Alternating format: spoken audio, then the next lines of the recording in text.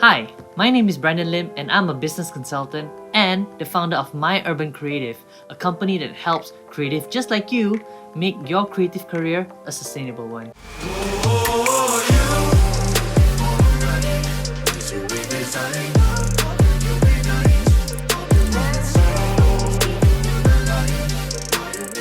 And today we'll be talking about the 3 myths about the music business industry that, well, might or might not be true. Let's find out. Number 1. Good music will sell itself. Well, unfortunately, that's not enough these days. Good music will sell itself enough to the extent of like maybe word of mouth, maybe a friend of a friend tells that person that, oh, you should check it out, it's good. But, how wide can that go? Essentially, what you want for your music is to get like the widest audience possible so that people can discover your great music and listen to it. So you cannot neglect things like marketing. Marketing is a huge part when it comes to putting your music out there, and reaching the wider audience and maximizing the fullest potential of your piece of music.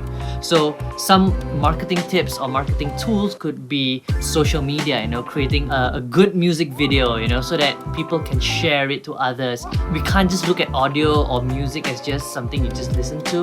It has to be the whole experience. So visuals is a huge part of it. That's why people invest in good music videos, a good cover art, maybe take good pictures of yourself and put it up, something that can sort of like capture the audience's attention, because you are competing with a lot of content out there and you gotta find something to cut through that noise. Number 2, getting signed is a must to be successful.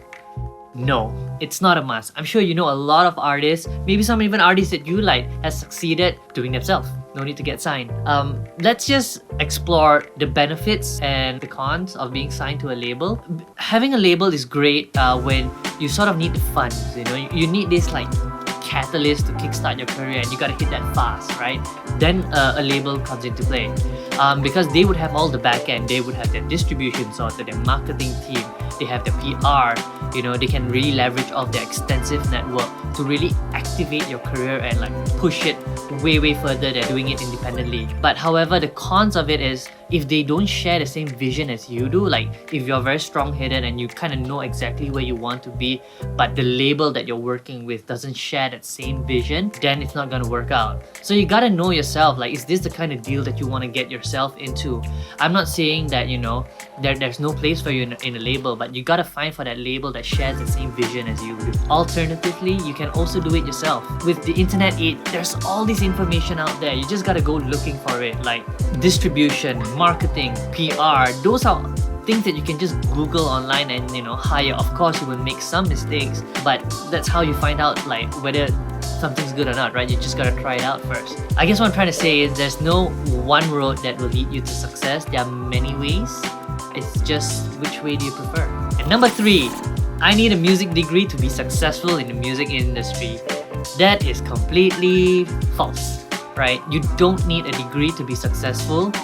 There are a lot of producers and a lot of musicians out there that haven't had any classical training, and I think they're doing pretty well on their own. I always tell my clients when they ask me that, because I guess coming from an Asian culture, you kind of need that like safety net, that is a paper to get a job or fall back on. It's not the same in the creative industry. I think your portfolio or your body of work is way more important than any piece of paper, unless you plan to teach at a learning institute. Then yes, those qualifications come into play. But if not, it's not necessary. Having a structured course is definitely helpful, it's definitely faster, and I guess if you go to an institution, you get to network with like-minded people. That's the benefit of enrolling yourself into a course. But you're paying, let's say 80, 100,000 for a degree. You could actually use that 100,000 to fund your career instead, just to kick things up. Think about it. You can spend about like 30,000 buying the right equipment, getting a good mic and interface, PC, getting some, lights, getting a camera like this, and you're good to go, right? You can just create your content now. That's 30,000 gone. You have 70,000 left. Let's say you spend 20,000 hiring a professional just to work on your EP.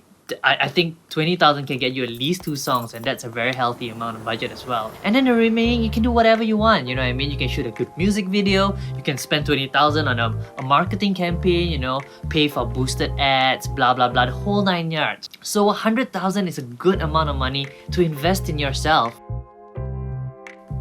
And that's 3 myths about the music business industry that, well, you may or may not have known, right? Don't worry, if you got any questions or anything you need clarity on, you can always get in touch with me. You can find ways to contact me in the link in my bio.